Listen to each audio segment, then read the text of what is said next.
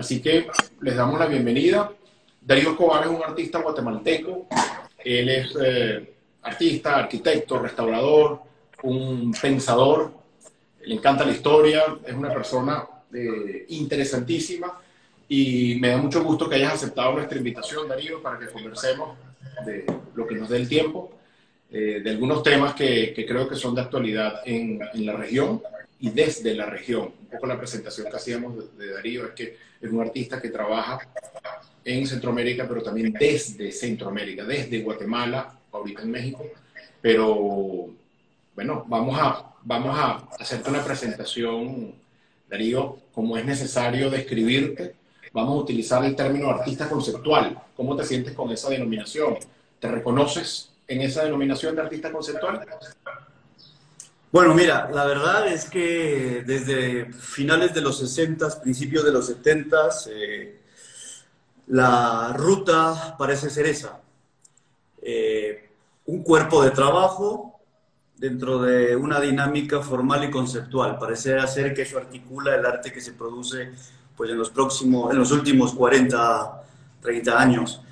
Pienso que si nos vamos dentro de un formato completamente específico, mi trabajo encaja perfectamente en esa directriz, porque mi trabajo parte de todo un planteamiento conceptual y luego la forma es el resultado de todos estos procesos. Yo siempre utilizo un punto de partida de ideas que luego se van resolviendo en la ruta y realmente, ahora que me lo dices, me pongo a pensar y sí, me siento definitivamente dentro de esta dirección. Dicen los teóricos que eso es un movimiento donde la idea es más importante que el objeto físico. En este caso, eh, tú le agregas un sentido a esos objetos comunes. ¿Eso es el rol del artista o es el rol del que lo decodifica?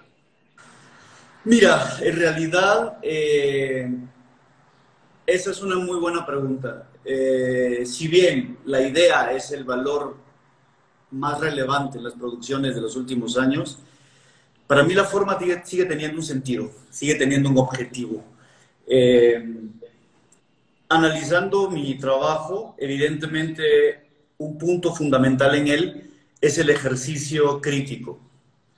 Definitivamente no es un ejercicio que ilustra la realidad, pero sí que reflexiona, cuestiona y pone sobre la mesa muchos argumentos y muchos puntos para ser diseccionados. En este proceso, pues me valgo de muchas estrategias. Una de ellas es la seducción. Entonces, no es lo mismo que encuentres 2 toneladas de basura dentro de una galería o un museo de arte, a que encuentres un pequeño vaso desechable laminado con las técnicas del siglo XVI. Realmente me parece mucho más perverso cuestionar pues, una cultura objetual, una cultura de desecho, desde el encanto, desde la seducción, que desde una confrontación directa, ¿no? Soy de la idea que me gustan las lecturas que están en las profundidades. Disfruto más una reflexión más profunda que algo que solamente intenta, ¿cómo decirlo? Que solo intenta ilustrar lo que estás viendo. Pues para eso están los periódicos y los noticieros. Pero ¿de dónde te viene eso, Darío? Porque eres de formación arquitecto y como la mayoría de los artistas de nuestra época, los artistas están saliendo de otras facultades, ¿no? Esto denota primero una gran crisis en el sistema de formación tradicional, que eran las escuelas de arte, pero por otro lado significa que la visión del presente viene con otros lentes, ¿no? Con otras gafas. Ustedes, los nuevos artistas que no vienen de la escuela de arte, ¿crees que le están dando una nueva salida a los problemas artísticos? ¿O crees que es una coincidencia? Mira, yo creo que aquí hay varias preguntas juntas que me gustaría desglosar.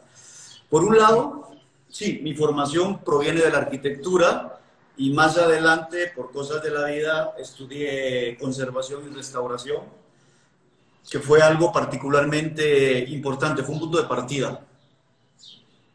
Primero, a partir de ahí decidí ser artista. Y luego me di cuenta que en función a otros compañeros artistas tuve la suerte de estudiar arquitectura. Entonces, mi trabajo tiene una estructura formal dentro de una estructura en donde tú vienes y planificas la obra en una mesa de dibujo, haces centímetro a centímetro, cálculo a cálculo, y bueno, de la mesa de dibujo pasamos al taller y ahí se producen las piezas. En realidad he tenido poco acercamiento a la escuela tradicional, pero precisamente ayer hice una conferencia con los escultores de pues, la Escuela Municipal de Guatemala y quedó bastante claro su sobreinterés en la parte formal.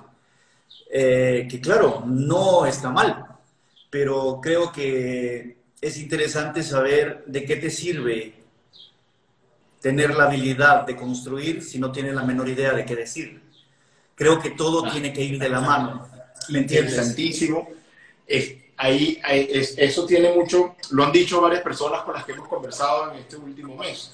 Y decía, bueno, sí, tardé 5 años aprendiendo en la Universidad de Arte y pasé 10 años desaprendiendo lo que ahí adquirí, precisamente porque en la universidad no te enseñaban a inventar, te enseñaban, sí, a fabricar, te enseñaban el artesanado, te enseñaban una cantidad de cosas necesarias, te enseñan mucho la historia. Que no es nada malo. No es nada malo saber todo eso. Yo hasta el momento no conozco a nadie que haya muerto por aprender. Hasta el momento me queda eso claro. Yo pienso que todo es un proceso. También algo que para mí es importante en un artista es la curiosidad. ¿Sabes? Esa curiosidad que te hace saber más, que te hace pensar más y probablemente lo más importante, que te haga no repetir lo que se han hecho durante muchos años. Por ejemplo, a ver, es importante el estudio del color. Cruz Diez lo desarrolló a su plenitud. Pero, ¿qué vas a decir tú hoy, en el año 2020, que Cruz Diez no dijo sobre el color? Entonces, ahí es donde entra tu verdadero interés y una manera de darle continuidad a toda una problemática aún vigente. Pero la idea no es extender las condiciones de las cosas. Por ejemplo, ahora algo que me he dado cuenta muchas veces, sobre todo hoy en día, he dado un par de clases por ahí, es que hay poco interés en la historia. Y me parece muy curioso porque pienso que mi generación tenía mucho interés en la historia porque no teníamos ganas de repetir todo lo que se ha hecho antes. Ahora es bastante interesante que a artistas muy jóvenes se les ocurra empezar a investigar sobre la escultura y su percepción más allá de lo visual, sino una percepción más sensorial, más táctica. Y dices tú, bueno, pues ¿qué van a decir estos chicos que no haya dicho Oiticica o Ligia Clark en los años 60? Entonces, creo que todo va de la mano. La academia, yo no la veo nada mal. A mí me parece que es un proceso de formación necesario. Intuyo que, no sé, Vargas Llosa o hasta el mismo Gabriel García Márquez aprendieron a leer y a escribir para poder escribir los libros que hicieron. Aprendieron gramática, aprendieron ortografía. A mí me parece que estas cosas nunca están de más. Y tienes razón tú en el ejercicio en que las academias no te enseñan a pensar. Creo que ahí es donde entra lo que te decía hace un momento. Para mí la curiosidad es el punto de partida de cualquier artista. Un artista que tiene intereses usualmente tiene una obra interesante. Eso es muy lindo, porque el abuelo decía que, bueno, todos escribimos, pero no todos somos escritores. Él le llamó mucho la atención al principio, cuando estaba estudiando arte, que decía, bueno, ¿por qué se le rinde pleitesía a un artista y no a un artesano? Si utilizan en la mayoría de los casos las mismas técnicas, ¿no? Tú dices, ¿cuál es la diferencia entre un carpintero y un escultor? Y ahí te dabas cuenta que en realidad el escultor estaba inventando la noción arte, el carpintero simplemente estaba recreando con los mismos skills técnicos un objeto muy bonito, muy bien hecho, pero no había esa noción de invención. Y en cuanto al tema de la historia, me parece fundamental. Yo tengo mi teoría propia y es que los artistas, gran parte de los artistas contemporáneos, son tan mediáticos que pueden convertir en una certeza lo que ellos digan, aunque eso ya se haya dicho en el pasado. O sea, un artista que tiene, por ejemplo, 1 millón de seguidores, podría decir que en el pasado, bueno, esto en realidad no viene del pasado, esto lo inventé yo y tiene tantas personas que lo siguen que lo convierten en una realidad. Y eso para mí es una preocupación grave, ¿no? Sí, pero recuérdate también que las redes sociales y todos los datos que circulan hoy en día no son precisamente un algoritmo para el conocimiento. O sea, hoy en día mucha gente publica todo, hace todo y genera una realidad paralela que en realidad está muy distante de lo que está sucediendo en el mundo. Yo siempre he dicho que el problema de las redes sociales es que fomentan la popularidad y la popularidad no es nada más que la prima callejera del prestigio. Perdón. Me había olvidado de esa. A mí no me interesa, a mí no me interesa ser un artista popular, ¿sabes? De hecho, estaba yo hablando con unos amigos y les decía que a mí me parecía que en este momento todo el mundo creía estar informado. En medio de esta crisis, de esta pandemia, todo el mundo es economista, es especialista en epidemias, es epidemiólogo, ay, se me fue, epidemiólogo. Todo el mundo es todo. Y tú dices, bueno, es muy interesante esto porque estamos en el mundo de las opiniones. Cualquiera puede generar una opinión. Pero algo que es interesante es que de esas opiniones te puedes dar cuenta que la gente no está informada. Claro. A través de las redes sociales únicamente estamos entretenidos, que es diferente. Pero la población Total. sigue igual de ignorante que estuvo desde el siglo XVI hasta acá, probablemente, ¿no? Probablemente hay una fantasía de conocimiento alrededor. Claro, pero ese conocimiento, a ver, el entender su época me lleva a algo que tú mencionaste en un video que vi hace poco, que hablaba un poco del propósito de una de tus series, para no decir una obra, sino el propósito de una de tus series era crear objetos que sabotearan los efectos políticos, sociales y económicos que traía ese nuevo progreso conocido en Guatemala a finales de los 90, ¿no? Cuando estaban con el tema de la firma de la paz. Y lo que querían era hablar de ese nuevo mundo, ¿no? Del mundo de las cosas, de las culturas locales, pero de la llegada de las transnacionales que comenzaron, en cierta parte, a borrar las culturas locales y por consiguiente su estética, ¿no? ¿Cuáles fueron esos objetos que tú generaste en modo de protesta, ¿no? Para sabotear ese nuevo progreso? A ver, primero me gustaría generarte el contexto de mis ideas a finales de los 90 y el contexto de la Guatemala que empecé a vivir. Cuando regreso precisamente de mi última fase de estudios, regreso a Guatemala, me encuentro con una Guatemala que había dejado en alguna medida prácticamente un ejercicio económico de trueques. ¿Sabes? Cuando yo era pequeño, habían como 4 o 5 tiendas, 2 o 3 centros comerciales y el acceso a estos productos estaba muy restringido. Luego, pues yo empiezo a tener acceso a las teorías de García Canclini y me pareció muy interesante cuando él determinaba las nuevas tribus urbanas no en función a su identidad nacional, por así determinarla, sino tenían acceso a nuevas identidades, las cosas. Gente que compraba y que se identificaba con estos objetos.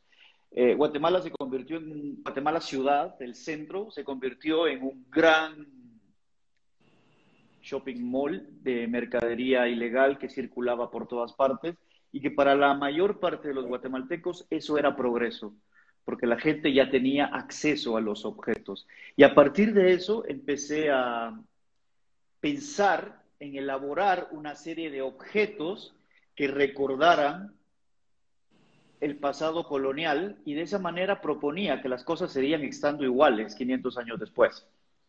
Que todavía éramos una subcultura que estaba completamente bajo las determinaciones y los objetivos de las transnacionales. En este momento ya no tenías a Pedro de Alvarado ni a Hernán Cortés como adelantados de las regiones. Tenías a McDonald's, tenías a la Toyota y tenías unas grandes transnacionales que cumplían esa función de mantener la encomienda en orden y de proponerte pues nuevas visiones de cómo se trabajaba. En realidad era una forma de seguirte explotando a ti mismo en función de tus aspiraciones. Entonces, a partir de eso, desarrollé una serie de patinetas de plata, vasos desechables, cosas de basura. Estas patinetas eran fake, o sea, eran juguetes americanos hechos en China. Y bueno, empecé a proponer una cultura completamente parasitaria. Mi trabajo siempre fue, hablándolo en voz alta, desde el inicio, un diálogo abierto con la historia del arte desde Guatemala. Entonces, cuando a finales de los 90 empiezo a elaborar toda una serie de patinetas con la técnica del repujado en plata del siglo XVII, cajas de cereales, vasos desechables, bates de béisbol, recubiertos con la técnica del siglo XVI del estofado en oro que utilizan las imágenes coloniales, lo que yo estaba proponiendo era, esto sigue igual, seguimos proponiendo este tipo de subcultura y lo más interesante es que cómo nos pueden hablar que somos una cultura súbdita. Pues si venimos de una tradición cultural donde nuestros antepasados tuvieron la habilidad de poder trasladar sus ideas a futuras generaciones a través de la escritura. Pues la cultura maya es una de las 5 culturas civilizatorias que hay.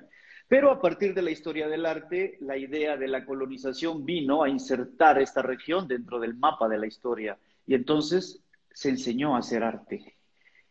La idea era criticar todas estas, no criticar, era apuntar, por así decirlo, todas estas discrepancias que yo veía venir en mi contexto y llevarlo pues al territorio de las artes visuales desde un ejercicio crítico, abierto, desde en ese Pero momento. ¿crees que lograste algo en ese momento? ¿Crees que, porque sí, había en cierta parte esas ganas de sabotear, se hicieron las obras, o sea, podríamos decir que esta obra pertenece a una...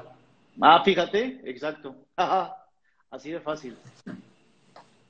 Por cuestiones obvias es una de mis favoritas. Ya después vamos a hablar de fútbol.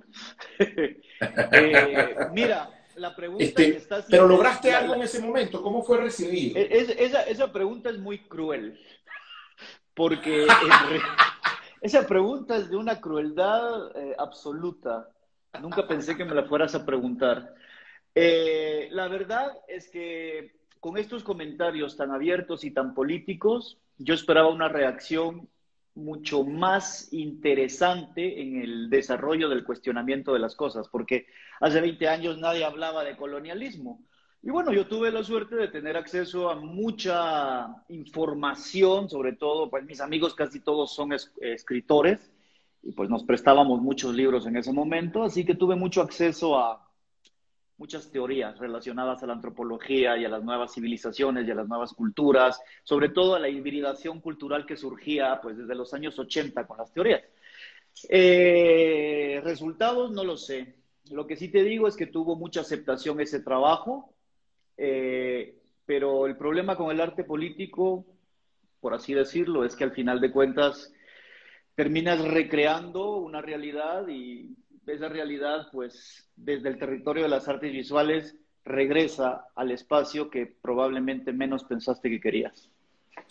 Con lo cual, ¿tú crees que el arte político se convierte en una redundancia? O sea, es simplemente decir lo que sabemos que está pasando, pero que no vas a poder cambiarlo desde el arte. Yo tuve una gran decepción y lo que acabas de decir fue lo que a mí me pasó. Me di cuenta que por mucho que investigaras, por mucho que representaras, no había una respuesta en realidad, más que una palmadita en el hombro. Así que decidí a partir de ese ejercicio ser más crítico y más sagaz en mis puntos. De hecho, me parecía más interesante cuestionar estructuras más fuertes que lo que estaba pasando en la actualidad. Por ejemplo, la misma estructura del arte.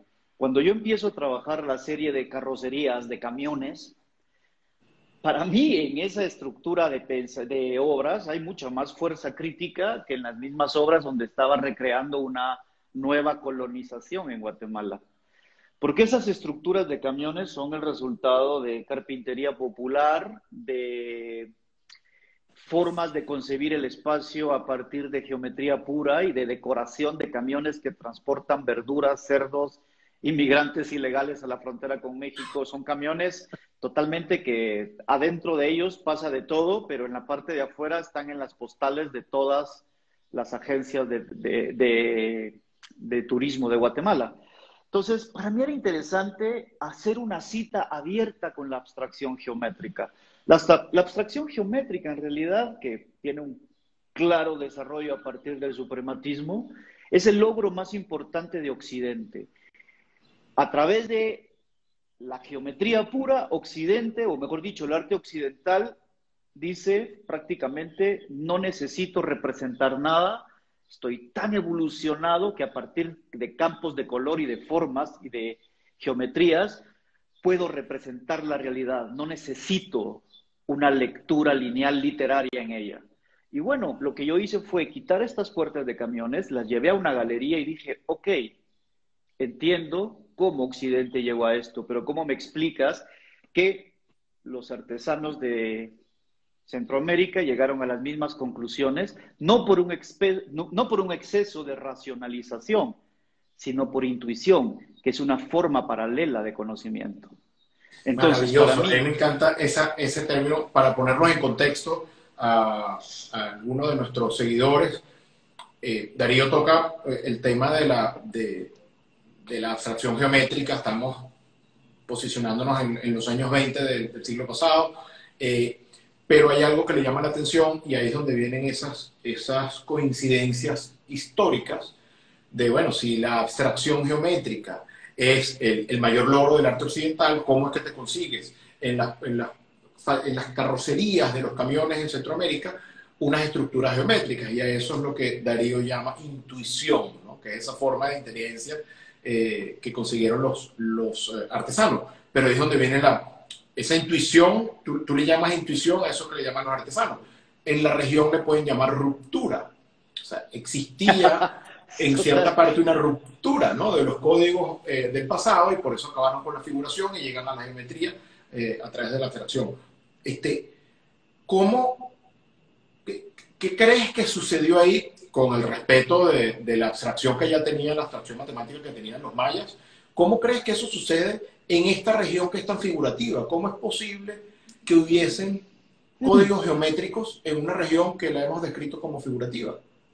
A ver, vamos por partes. No estoy particularmente seguro que sea una región figurativa. Probablemente es una región figurativa desde el proceso de colonización, porque acuérdate que cuando el barroco entra a América, su función es catequizadora. Entonces necesita educar, o mejor dicho, convertir a el nuevo mundo a la cultura religiosa occidental. Previamente, si tú ves un poco en la decoración y en los procesos abstractos, las culturas prehispánicas tienen un claro interés en sintetizar formas. El mejor ejemplo de esto puede ser el trabajo que hizo Carlos Mérida a partir de los años 30 y que logró inspirarse precisamente en toda esta tradición prehispánica de la reducción de la forma. Entonces, regreso al punto de estas puertas de camiones y toda esta forma de pensamiento geométrico. Si tú ves los textiles de las comunidades indígenas de Chiapas, México, Guatemala, hay procesos de abstracción en la representación de las formas. Entonces, me parece que cuando entra el barroco, todo lo que provenía de las antiguas culturas, pues quedó aniquilado. Se salvó a través de lo poco peligroso que podía ser un huipil o una carreta. Pero el arte se encargó de tener una función prácticamente iconoclasta con estas formas que representaban, pues, no sé, desde deidades hasta cosas de todos los días. Yo pienso que hay una lucha y que en este momento, con la apertura de las voces indígenas, me parece que están surgiendo de una manera interesante. No tengo un conocimiento profundo de lo que está sucediendo en esto, pero sí te puedo decir que en los años 70, sobre todo en Guatemala y en parte de México, bueno, sobre todo en la Ciudad de México, hubieron artistas que retomaron estas formas y quisieron establecer diálogos con el pasado, precisamente como lo hizo Carlos Mérida desde los años 30. El problema es que Mérida estuvo solo. Pero en los años 70 puedes ver tú el trabajo de Eduardo Terrazas, puedes ver el trabajo de Helen Escobedo, en Guatemala puedes ver el trabajo de Luis Díaz, de Margarita Zurdia, y en fin, en realidad la historia es grande. El gran problema que tenemos es que en América Central la historia del arte contemporáneo empieza prácticamente en los 90, aunque tenga una tradición de por lo menos 60 años. ¿Tú crees que lo de Carlos Mérida me hace ruido ahora? Porque, volviendo para colocar en contexto, Carlos Mérida es un artista nacido en Guatemala, 1891, muere en el 84, vivió en Francia, tuvo una relación con todo lo que sucedía en Francia en los años 20, a lo mismo que Diego, igual que Diego Rivera. Una gente que, bueno, tuvo una información que iba más allá de lo que ellos podían conseguir en sus países, como le sucede a todos los artistas cuando se van. Pero en el caso de Carlos Mérida, llega a México después de la Revolución Mexicana, comienza a generar lo que ahí se estaba haciendo, que era el tema del muralismo, con una estética bastante geométrica, con unos nuevos códigos. Pero no trasciende, como tú dices. En ese momento no trasciende como un artista geométrico. ¿Tú crees que no había público para esa propuesta, como te sucedió a ti a final de los 90? Mira, creo que las condiciones, es algo curioso que saquemos a bailar a la figura de Carlos Mérida, porque hace poco me preguntaron muchos, ¿por qué vives más entre México y Guatemala? Y bueno, pues prácticamente estuve a punto de responderle por las mismas razones que Carlos Mérida. ¿Sabes? Un espacio pequeño con pocas cualidades para desarrollarse. Sin ningún interés en hablar de lo que no sé, te puedo decir que Carlos Mérida cae en el México de los años 30 y México tenía otros intereses en este momento. Había una necesidad de llevar a los muros un arte político que educara al pueblo, como lo hizo el Barroco, y bueno, fue bastante efectivo. Hoy en día seguimos hablando del muralismo y desde luego dejó la vigencia, pero ahora lo interesante es que Carlos Mérida es vigente en este momento. Es muy interesante esa parte. Yo creo que el problema es que Carlos Mérida estuvo en el contexto equivocado. Pienso que Carlos Mérida, si hubiera seguido en París, pudiera haber tenido repercusiones un poco más profundas, porque acabo de tener acceso a un catálogo de una exposición que hubo en el MUNAL, y fue una frase que retumba en mis oídos desde que la leí. Él dice, como en los años 1918, 1919, dice algo así como: descubrí que me gustaba la pintura de la misma manera que me gustaba la música por sus sonidos. Me gustaba la pintura por el color y la forma. Pues es un pensamiento muy evolucionado para ese momento. Claro. Pienso que no... Para ese lugar. ¿Cómo? Para ese momento, en ese lugar. Claro. Y bueno, Carlos Mérida tuvo varios trabajos antes de dedicarse 100% a la pintura. Pienso que es una de esas figuras que deberían de ser revisadas con mayor interés y con mayor profundidad, porque además a partir de mucho trabajo podemos empezar a pensar que fue un punto de partida en la geometría que surge después. Eso claro, me atrevo a decir. Hay una anécdota similar a Carlos Mérida y Diego Rivera estando en París, que apenas tenían cómo sobrevivir. En el caso de Diego Rivera, que Modigliani le llevaba leña para poder calentar su casa. O sea, estaban en unas condiciones precarias. Y bueno, y el tema de la fuerza política, ¿no? Que hoy en día podría ser esa fuerza económica de las galerías. En ese caso, la fuerza política lo trae de vuelta a México y le dice a Diego: mira, brother, la cosa es con murales, pues vamos a representar nuestra esencia política y olvídate de lo que ha podido ser la abstracción o inclusive esta parte constructivista a la cual él tenía acceso en Europa en ese momento. Y bueno, y de hecho hay una etapa cubista de Diego Rivera muy interesante, ¿no? Que casi no es bueno, obviamente no es lo que más se ve, pero había en Rivera un interés también hacia estas prácticas. Bueno, supongo que el París de principios de siglo era un caldo de cultivo para estas nuevas formas de representar. y la pintura pues tenía la bandera en ese momento y era el logro máximo. En realidad, todos los focos de conocimientos técnicos y formales en ese momento pues ahí estaban. Había una necesidad de representar. Y bueno, creo que eso nos habla también de que cuando Rivera llega a México, Mérida llegan a México, pues había un contexto político muy fuerte que evidentemente el artista reacciona a su contexto en función a o en oposición de. Así que pienso que en ese sentido Rivera reaccionó en función del contexto y probablemente Mérida reaccionó en contra de ese contexto y se dedicó a una relación más poética del arte y no tan militante.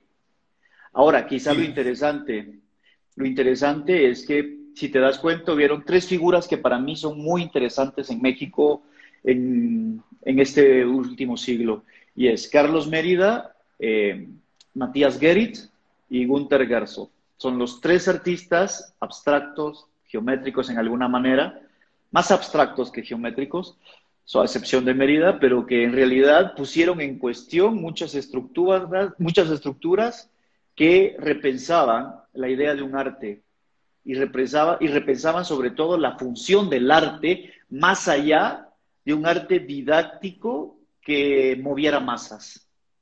Ahora, pero fíjate, bueno, creo que ese es tema de una conversación larga. Claro, claro, pero es que ahora, bajo esa reflexión, volviendo a Darío, desde México o desde Guatemala, ¿hacia dónde puedes llegar si hablas solo de tu realidad, que puede ser consumida si has ido para México o si has ido para Guatemala? El caso de Mérida, cuando ellos hablaban de la realidad política mexicana, se convertía en, aunque la estética fuese universal, el contenido era local. ¿Cómo podía decodificar un húngaro lo que estaba sucediendo en ese mural si no tenías el conocimiento previo de la historia que ellos estaban describiendo? ¿Hasta qué punto podría suceder lo mismo con tu obra? Mira, en realidad esa es una pregunta también compleja de responder, porque yo no creo que un artista tenga el control absoluto de cómo es su trabajo percibido. Creo que todos nosotros trabajamos desde una experiencia personal y luego cuando me preguntas hasta dónde quieres llegar, a mí me parece que esta ya no es tu responsabilidad en el camino. Me parece que la fluidez del trabajo va por sí solo, como cuando tiras agua al piso y busca su propio canal, ¿sabes? A mí me parece que lo más importante para mí, para un artista, es precisamente testificar el momento que le tocó vivir. Una vez me preguntaron cómo quería pasar a la historia. Yo le dije, bueno, esto ya no es asunto mío. Yo aquí no tengo nada que ver, pero me interesaría mucho ser un artista no de modas, sino que reaccionó al momento que le tocó vivir. Y el momento que a mí me tocó o me está tocando vivir es ese momento de apertura. A mí me tocó hablar de Guatemala en un lenguaje internacional. En los efectos prácticos imagínate un artista que nos está viendo. Yo le diría, bueno, ¿cómo le explicas tu obra a un danés? ¿Cómo le haces entender que de repente esa cantidad de pelotas de fútbol unidas tiene que ver con el Kukulcán, que es una serpiente representada en Mesoamérica? ¿Cómo te comunicas con ellos para que entiendan ese segundo o tercer nivel de comprensión que tiene tu obra? Fíjate que es una pregunta interesante. De hecho, tengo bastante trabajo en Dinamarca. Bueno, mi galería principal está allá. Eso es algo que me llamó poderosamente la atención a partir de mi primera muestra en la galería hace 8 años atrás, 10 años atrás casi. Y me di cuenta que afortunadamente, a diferencia de un libro, que un libro tiene un idioma, una gramática, un lenguaje definido y una estructura de pensamiento, el arte es más extenso, es más universal y probablemente la lectura de una obra de arte no es tan literal como la es la literatura en sí. una obra de arte. Probablemente no va a haber tal vez el danés no va a tener una lectura de lo que era la gran tradición escultórica mesoamericana de Kukulcán o Quetzalcóatl, pero sí va a entender la idea de la serpiente, lo sigiloso del movimiento, que en realidad es lo que pretende. Acuérdate que en ese sentido, a mí me interesa mucho la escultura, no por el lugar que ocupa, sino por el que deja vacío. Bien. A partir de ese proceso, me parece que las lecturas son mucho más grandes y para mí eso es lo valioso del arte, esa capacidad que tiene de devolver la mirada hacia puntos que desde otro lado no podrías. Entonces, tanto un discurso literal no es particularmente de mis intereses. A mí me interesan esos discursos un poco más perceptivos, más sensibles. Yo busco en mi trabajo y el espectador una complicidad de sensibilidades. A mí no me interesa dar cátedra. Las cátedras las recibe uno en las universidades o en los colegios. En la vida real uno conversa. Y así creces, creo yo. Fíjate que interesante. Sí, a ver, habrá gente que no esté de acuerdo sobre el tema de esas ideas universales, pero la estética, ¿cómo manejas tú la estética? ¿La consideras que es algo regional o también podríamos hablar de una estética universal? A ver, mira, yo creo que esa es otra muy buena pregunta. Primero definamos qué es estética, para saber si estamos hablando de lo mismo. Porque creo que la estética es como la matemática, la reina y la sirvienta de las artes. ¿Sabes? En serio, la matemática es la reina y la sirvienta, es la reina y la sirvienta de las ciencias. La estética es la reina y la sirvienta del arte. La estética es como ciencia que estudia la belleza. A mí me parece que es un término que lamentablemente ha caído en desgracia, pero que a mí no me molesta.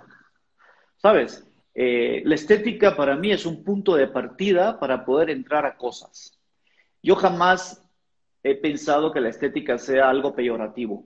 A mí me interesa, a mí me gusta. Yo puedo llegar a disfrutarla.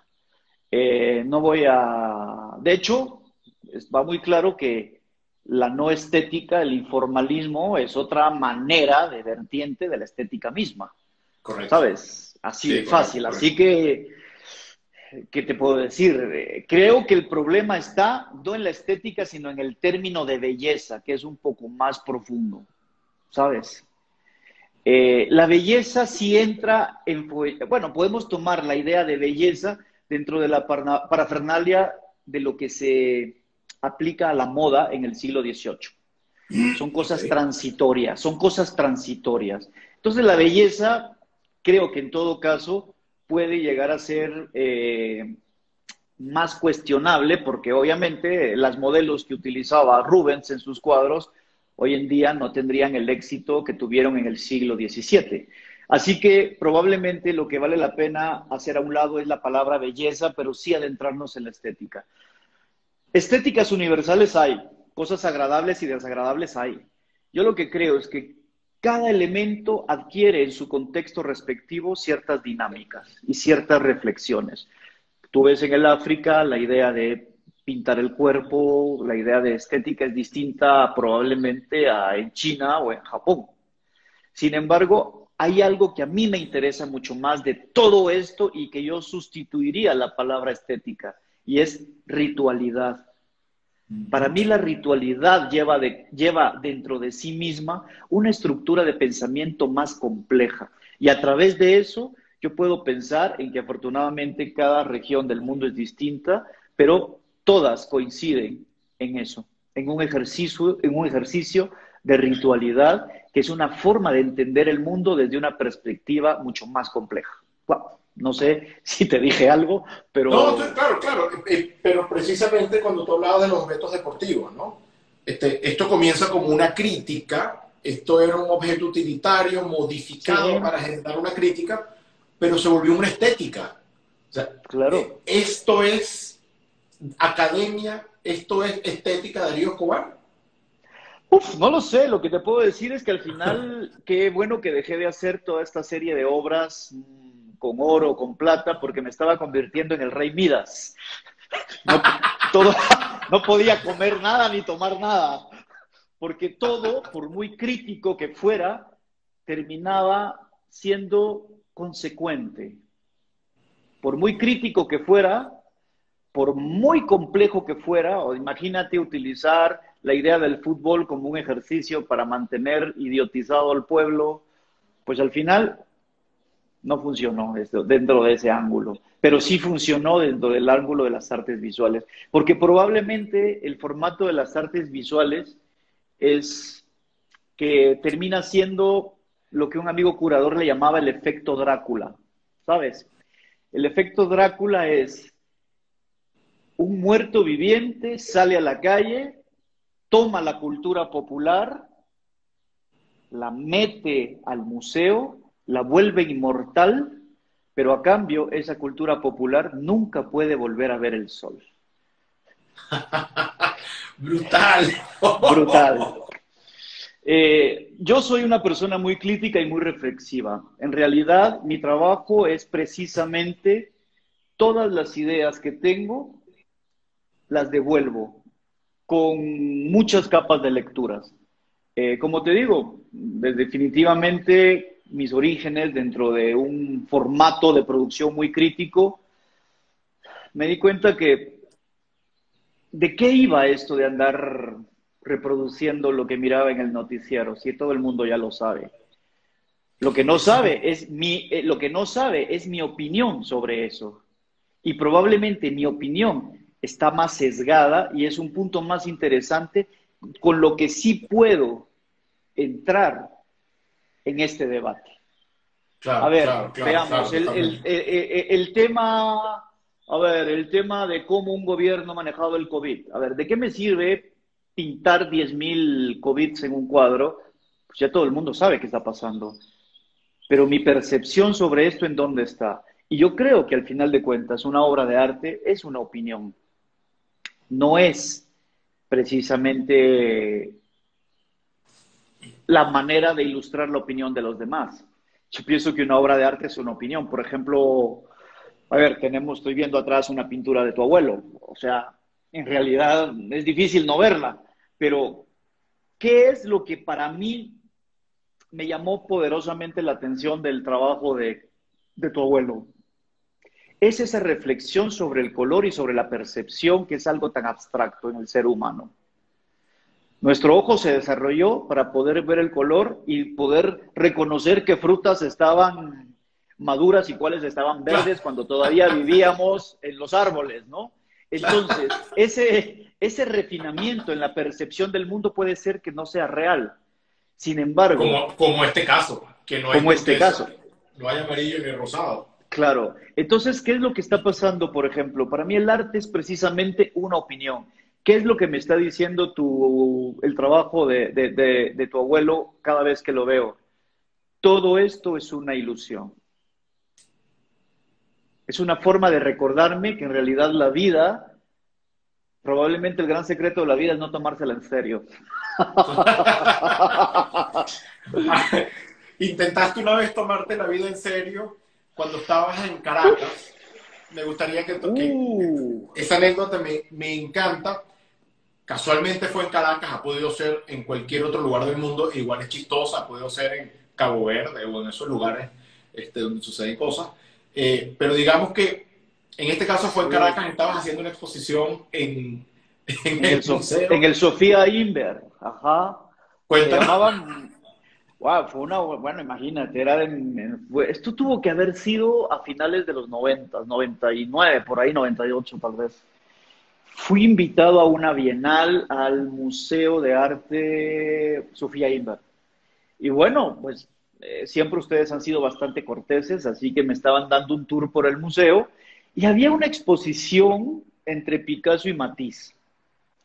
Wow, era maravilloso ver ahí colgados Picassos como los mirabas en el MoMA o en la Tate o no sé, o en cualquier otro lugar. Y en eso pues empiezo a hablar con la curadora de la exposición y le digo, bueno, qué interesante, por darle un poco de charla y para reconocer su labor como curadora, le digo, oye, pero qué gran trabajo solicitar todos estos préstamos, porque traer un Picasso para Venezuela debe de ser complicadísimo. Y entonces la curadora me dice, no, no, no hicimos préstamos, todos son la colección del museo. Yo, wow. Sí, wow. No prestaron un solo, no prestaron ni un Picasso ni un Matisse, ¿no? Todos son de la colección del museo. Eso te deja bastante. Y fíjate que a partir de esa anécdota entendí perfectamente por qué proliferó el arte geométrico abstracto en el cono sur y no en la parte de nosotros acá arriba. Que si te das cuenta hay algo también interesante dentro de un pensamiento a partir de las independencias de 1800. Recuérdate que cuando empiezan a ver las independencias, perdón, a final no, a principios de 1800, cuando empiezan a ver las independencias, era muy interesante cómo el cono sur buscaba como espacio de gobierno la idea y la concepción de la república. Después de la independencia, Guatemala, que cubría toda Centroamérica, y México, buscaban en realidad un imperio. Y de hecho nombran a Iturbide como primer emperador. Es muy interesante, ¿no? Como ¿Tú por crees un que eso lado había condicionó, eso sí condiciona el devenir del arte en la región? probablemente te da una pauta para saber las opiniones de las regiones. Ujú. Probablemente América del Sur no tenía un pasado cultural tan poderoso como lo tenía México y Guatemala, no solamente por las culturas prehispánicas, sino por la misma, podemos sacar a Perú un poco de ahí también, sino por el Claro. mismo espacio que funcionó la colonización española, ¿no? Me parece curioso cómo, yo pienso que es un tema mucho más profundo que probablemente algún día tendremos la posibilidad de discutir, pero creo que es un buen punto para poder Sí, hay un dato hay datos ahí, ¿sabes? Hay datos, hay datos. hay un dato que a mí me encanta, que es el de Košice, por ejemplo, y que eso se descubre muchísimo tiempo después en la exposición que hace Mari Carmen Ramírez en Houston, Inverted Utopias, y cuando presentan una obra hecha con neón de Košice, que fue un artista, bueno, nacido en la antigua Checoslovaquia, se dan cuenta que esto es una obra del año 46, hecha con tubos de neón. Imagínate en Estados Unidos Ujú. a un conocedor de arte ver una obra del 46 hecha con neón cuando Turel tenía 3 años de edad y Flavin Claro. tenía 13 años de edad. Este tipo ya la había hecho, pero bueno, en Argentina, ¿quién Mm. iba a darse cuenta que ahí se estaba inventando algo, como se está inventando algo en Brasil, en Venezuela? Esas rupturas venían de unos lugares por donde no pasaban las coordenadas de la historia, entonces no existieron, hasta que viene una persona a rescatarlo, que en este caso fue Mari Carmen, pero qué riesgo, ¿no? Bueno, tenemos que invitar a Mari Carmen a que rescate Centroamérica, ¿no? Mira, No, Darío, mira, uno de los grandes problemas que tiene la región centroamericana es que probablemente después de Virginia Pérez Ratón, que tomó con responsabilidad todo el aparato crítico, pues ya no ha habido nada. Eh, Pienso que hubo una fractura a partir de esa terrible pérdida, pero América Latina, pues, perdón, América Central merece una investigación pertinente.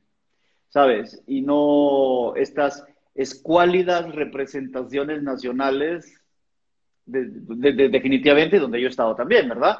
Pero me claro, refiero, creo que el gran problema, mejor dicho, la gran problemática de los artistas centroamericanos no es la calidad de su trabajo, para nada.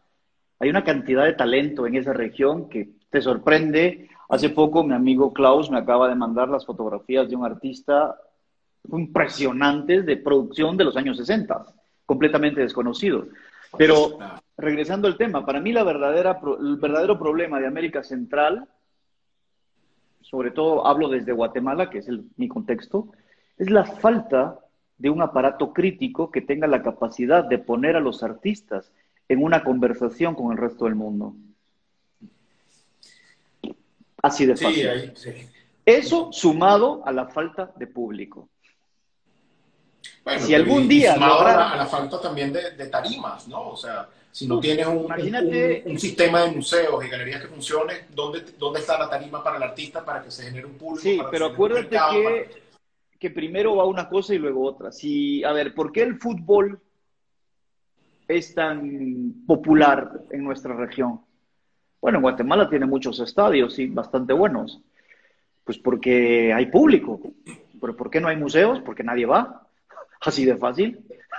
Entonces, lo primero que hay que hacer es empezar a trabajar en un público, hay que cultivar a ese público y probablemente ahí también falla ese aparato crítico que no ha logrado mediar entre la producción de los artistas y el interés de la gente. Claro. Hablando de público, Darío, tú también eres público. ¿Tú coleccionas? ¡Uhú! Buenos momentos. No, no mira, sí, Bueno, mira, la verdad nunca me lo propuse, pero siempre he tenido intereses. De hecho, soy un hombre con muchos intereses en realidad. Me interesa la arqueología, me interesa el arte, me interesa la literatura. Eh, Sin darme cuenta, empecé a coleccionar arte moderno. A mí me interesa el arte moderno.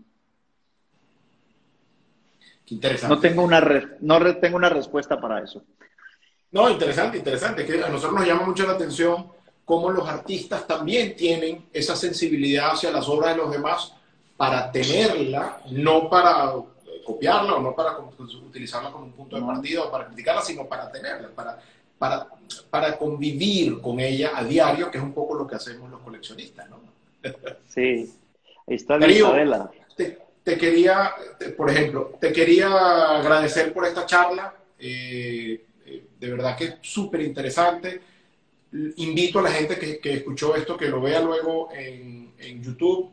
Esto estará en la página de YouTube de Marion Gallery, pero que sobre todo busquen información de Darío, porque yo creo que es un pensador de nuestra época. Por ahí él tiene una cantidad de temáticas que son de actualidad y creo que tú eres un punto de partida para muchos artistas que están viendo hoy, para muchos coleccionistas, para mucha gente que quisiera que las cosas cambiaran en la región y desde la región. Así que de verdad, hermano, te lo agradezco muchísimo. No, a ti, Gabriel, gracias por la invitación. La verdad es que se fue el tiempo rapidísimo.